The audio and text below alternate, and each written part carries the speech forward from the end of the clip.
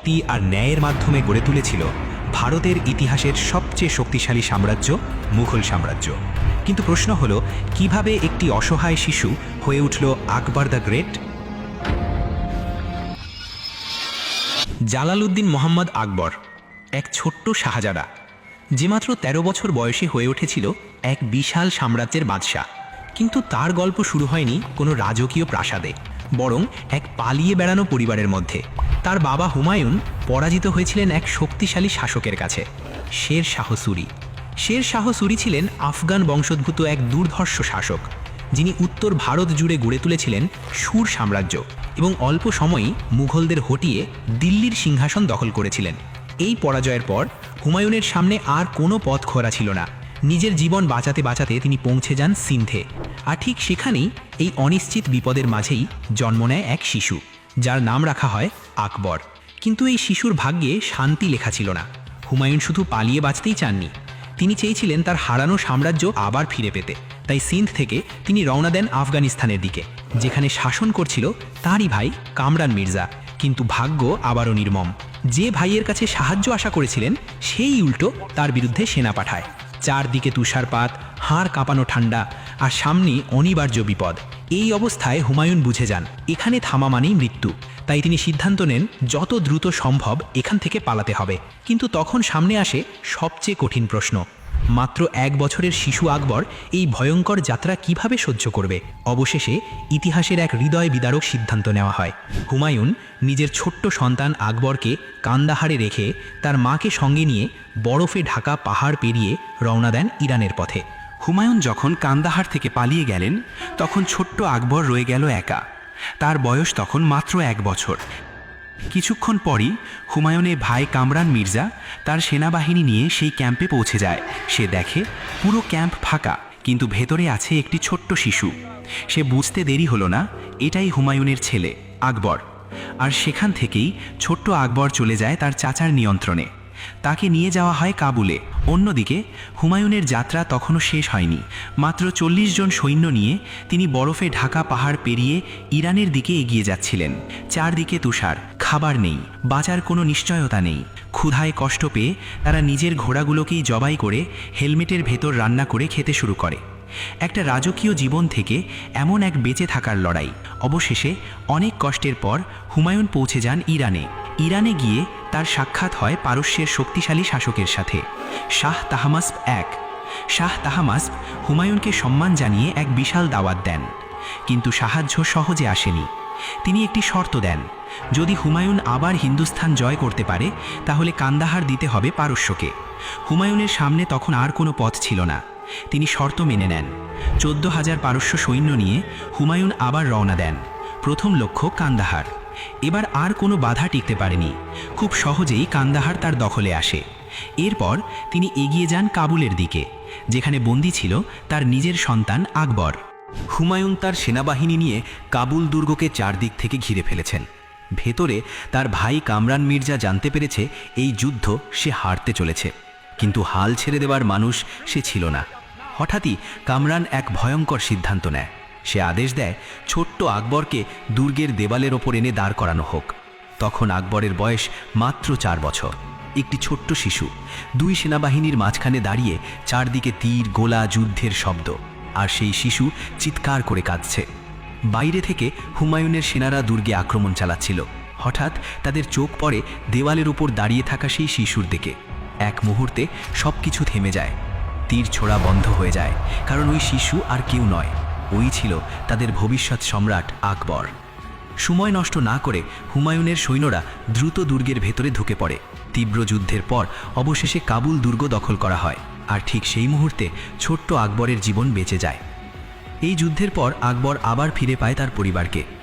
তার মা, যার থেকে সে ছোটবেলায় বিচ্ছিন্ন হয়েছিল, অবশেষে আবার তার সাথে মিলিত হন। কাবুল জয় করার পর হুমায়ুন এখন আগের চেয়ে অনেক বেশি শক্তিশালী। সে জানে এবার সময় এসেছে তার হারানো সিংহাসন ফিরে পাওয়ার।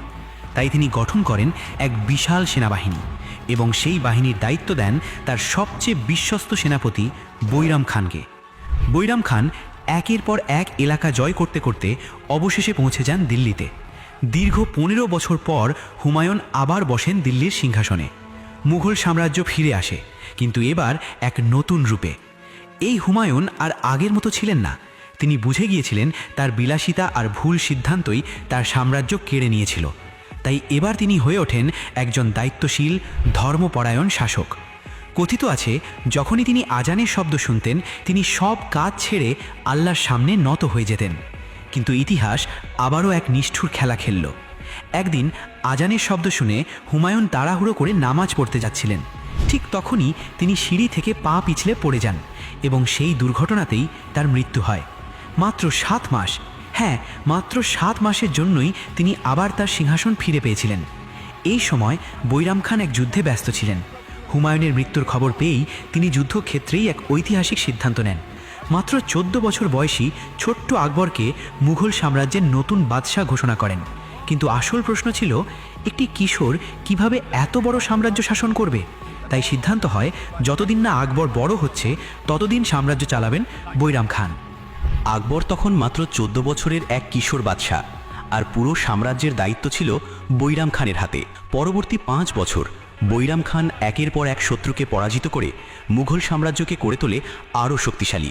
কিন্তু সময়ের সাথে সাথে আকবর বড় হতে শুরু করলেন, আর তার জীবনে প্রভাব ফেলতে শুরু করলেন একজন গুরুত্বপূর্ণ ব্যক্তি, তার পালক মা মাহাম আঙ্গা। শৈশব থেকে আকবর তার কাছেই বড় হয়েছেন, তাই তার প্রতি বিশ্বাস ছিল অন্ধের মতো। ধীরে ধীরে মাহাম আঙ্গা শুরু করেন এক নীরব খেলা। প্রতিদিন তিনি আকবরের কানে কানে বলতে থাকেন বৈরাম খানের বিরুদ্ধে নানা অভিযোগ। সে শুধু নিজের লোকদেরই সুযোগ দিচ্ছে, সে শিয়া, তাই নিজের ক্ষমতা বাড়াতে চাইছে। এই কথাগুলো আস্তে আস্তে আকবরের মনে সন্দেহ তৈরি করতে শুরু করে। ঠিক তখনই বৈরাম খান একটি বড় ভুল করে বসেন। তিনি আকবরের এক প্রিয় কর্মচারীকে ভুলবশত হত্যা করেন। এই ঘটনাই আগুনে ঘি ঢেলে দেয়। আকবর বৈরাম খানকে ডেকে পাঠান এবং শান্তভাবে বলেন, খান বাবা, এবার আপনি অবসর নিন আর হজে চলে যান। একজন বিশ্বস্ত অভিভাবক এভাবেই সরিয়ে দেওয়া হলো, এবং ঠিক এখানেই মাহাম আঙ্গার পরিকল্পনা সফল হয়। সাম্রাজ্যের আসল ক্ষমতা চলে যায় তার এবং তার ছেলে আদম খানের হাতে। মজার বিষয় হলো যে অভিযোগগুলো মাহাম আঙ্গা বৈরাম খানের বিরুদ্ধে করতেন, এখন ঠিক সেই কাজগুলোই তারা নিজেরা করতে শুরু করেন। আকবর তখনও শুধু নামের বাদশাহ, আর আসল ক্ষমতা অন্য কারো হাতে। মাহাম আঙ্গা এবং তার ছেলে আদম খান এখন সাম্রাজ্যের আসল ক্ষমতার মালিক। আকবর তখনও শুধু নামের বাদশাহ, কিন্তু ক্ষমতা যখন ভুল মানুষের হাতে যায় তখন যা হওয়ার সেটাই হলো। আদম খান হয়ে ওঠে অত্যন্ত ক্ষমতালোভী। সে নিজের ক্ষমতা বাড়াতে থাকে, এমনকি সাম্রাজ্যের নিয়মকানুনও মানতে চায় না।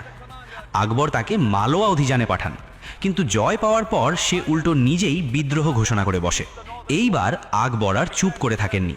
তিনি নিজেই এক বিশাল সেনাবাহিনী নিয়ে মালোয়ার দিকে রওনা দেন এবং খুব দ্রুত আদম খানকে বন্দি করে ফেলেন। কিন্তু এখানেই শেষ হয়নি। আদম খান থামেনি। সে আবারও চেষ্টা করে আকবরের বিরুদ্ধে ষড়যন্ত্র করার। এবার আকবর চূড়ান্ত সিদ্ধান্ত নেন। তিনি তার সৈন্যদের আদেশ দেন, একে প্রাসাদের সবচেয়ে উঁচু ছাদ থেকে নিচে ফেলে দাও। সৈন্যরা আদেশ পালন করে, কিন্তু সে তখনও বেঁচে ছিল।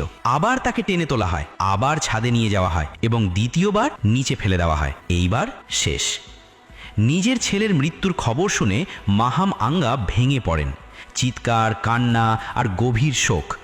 কিছুদিনের মধ্যেই তিনি এই দুঃখ সইতে না পেরে মারা যান, এবং ঠিক এখানেই সব কিছু বদলে যায়। আকবর নিজ হাতে নিজের শত্রুদের সরিয়ে দেন এবং প্রথমবারের মতো পুরো সাম্রাজ্যের নিয়ন্ত্রণ নিজের হাতে নেন। এখন আকবরের হাতে পুরো সাম্রাজ্যের নিয়ন্ত্রণ। কিন্তু সে জানত, শুধু শক্তি দিয়ে নয়, একটা সাম্রাজ্য টিকে থাকে সঠিক সিস্টেমের ওপর। তাই আকবর তৈরি করলেন এক নতুন প্রশাসনিক ও সামরিক ব্যবস্থা, মানসাবদারি সিস্টেম। এই সিস্টেমে পুরো সেনাবাহিনীকে বিভিন্ন র্যাঙ্কে ভাগ করা হয়। সবচেয়ে নিচের র্যাঙ্ক একজন কমান্ডারের অধীনে মাত্র 10 জন সৈন্য, আর সবচেয়ে বড় র্যাঙ্ক 5000 থেকে 7000 সৈন্যের নেতৃত্ব। প্রতিটি পদ দেওয়া হতো যোগ্যতার ভিত্তিতে, কোনো সুপারিশ নয়, কোনো সম্পর্ক নয়। আকবর একটি গুরুত্বপূর্ণ সিদ্ধান্ত নেন। তিনি একজন আর্মি চিফ পদের ধারণাই বাতিল করে দেন। পুরো সেনাবাহিনীকে ছোট ছোট জেনারেলদের মধ্যে ভাগ করে দেন, যাতে কেউ একাই বেশি শক্তিশালী না হয়ে ওঠে। পুরো সেনাবাহিনীর নিয়ন্ত্রণ থাকে শুধু বাদশাহের হাতে। শুধু তাই নয়, আকবর চালু করেন ফেস রেজিস্ট্রেশন সিস্টেম, ঘোড়ার মার্কিং সিস্টেম। প্রতিটি সৈন্যের চেহারার বর্ণনা লিখে রাখা হতো, যাতে কেউ ভুয়া সৈন্য দেখিয়ে টাকা নিতে না পারে। আর প্রতিটি ঘোড়ার গায়ে দেওয়া হতো নির্দিষ্ট চিহ্ন, ঠিক যেমন আজকের দিনে গাড়ির নাম্বার প্লেট থাকে। আরও একটি বড় পরিবর্তন, সেনাবাহিনীর বেতন দেওয়া হতো সরাসরি রাজকোষ থেকে। কোনো জেনারেল নিজের সৈন্যকে কিনতে পারবে না, লয়্যালটি থাকবে শুধু বাদশাহের প্রতি। এবং জেনারেলদের বারবার বদলি করা হতো, যাতে তারা কোনো একটি অঞ্চলে নিজের ক্ষমতার ঘাঁটি গড়ে তুলতে না পারে। আকবরের সেনাবাহিনী ছিল আলাদা। এখানে জায়গা ছিল সব ধর্মের মানুষ, সব জাতের মানুষ, সব শ্রেণীর মানুষ। কারণ আকবর জানত, একটা সাম্রাজ্য তখনই শক্তিশালী হয় যখন সবাই নিজেকে তার অংশ মনে করে। এই সিস্টেমগুলোই মুঘল সাম্রাজ্যকে করে তোলে এক অপ্রতিরোধ্য শক্তি, এমন এক শক্তি যা পরবর্তী 200 বছর ধরে শাসন করবে ভারতবর্ষ।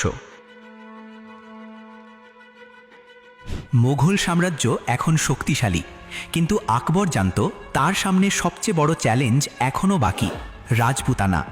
রাজপুতরা ছিল ভীষণ সাহসী যোদ্ধা। তারা কখনো সহজে আত্মসমর্পণ করত না। যখন তারা বুঝে যেত তারা হারতে চলেছে, তখন তাদের নারীরা করত জহার, নিজেদের সম্মান বাঁচাতে একসাথে আগুনে ঝাঁপ দিত। আর পুরুষরা করত সাকা, শেষ নিঃশ্বাস পর্যন্ত লড়াই করে যেত। আকবর বুঝে গিয়েছিলেন এই জাতিকে শুধু যুদ্ধ দিয়ে জয় করা সম্ভব নয়, তাই তিনি বেছে নিলেন এক ভিন্ন পথ। একদিন এক রাজপুত রাজা তার কাছে সাহায্য চাইতে আসে। তিনি ছিলেন রাজা ভরমল। তার নিজের এক সমস্যার জন্য তিনি আকবরের কাছে সাহায্য চান। এই সময় আকবরের মনে পড়ে যায় এক পুরনো ঘটনা।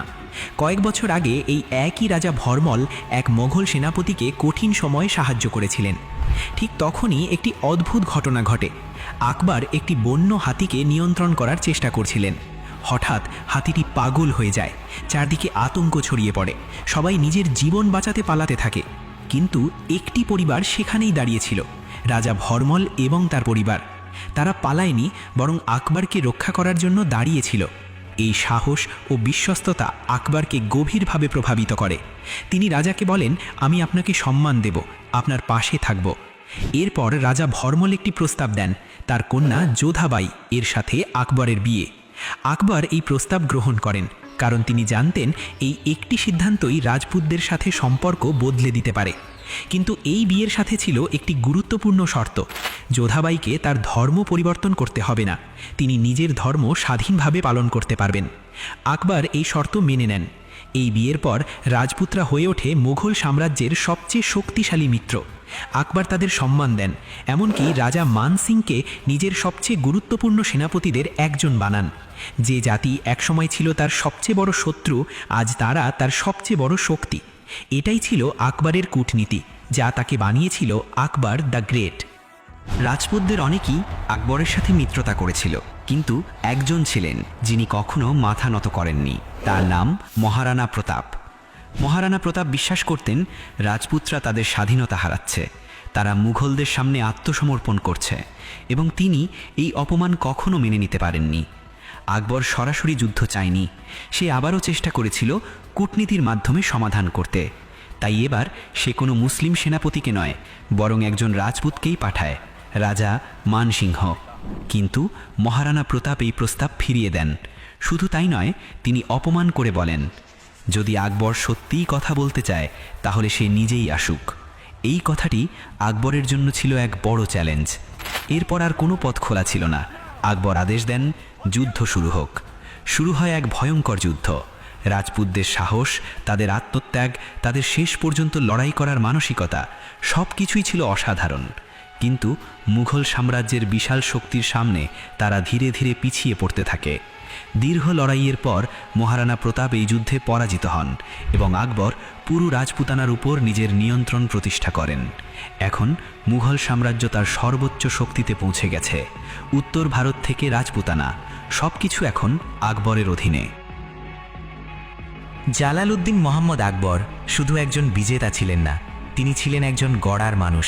তিনি বুঝেছিলেন একটি সাম্রাজ্যকে সত্যিকারের শক্তিশালী করতে হলে মানুষের জীবন বদলাতে হবে। তাই তিনি শুরু করেন একের পর এক গুরুত্বপূর্ণ সংস্কার। যুদ্ধের সময় বন্দী হওয়া মানুষদের দাস বানানোর প্রথা তিনি সম্পূর্ণ বন্ধ করে দেন। সমাজের এক নিষ্ঠুর প্রথা, সতীদাহ, যেখানে স্বামীর মৃত্যুর পর স্ত্রীকে আগুনে ঝাঁপ দিতে হতো, আকবর সেই প্রথার বিরুদ্ধেও অবস্থান নেন এবং তা বন্ধ করার নির্দেশ দেন।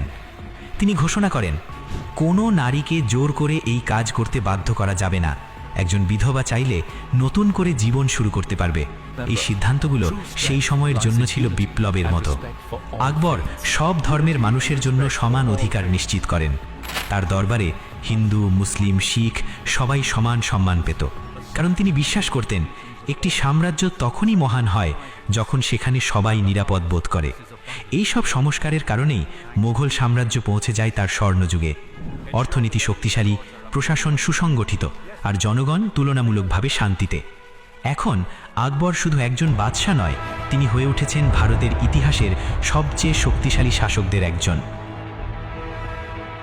50 বছরের শাসনে আকবর গড়ে তুলেছিলেন এক শক্তিশালী সাম্রাজ্য, যা টিকে ছিল আরও 200 বছর। এক শিশুর গল্প যে হয়ে উঠেছিল আকবর দ্য গ্রেট।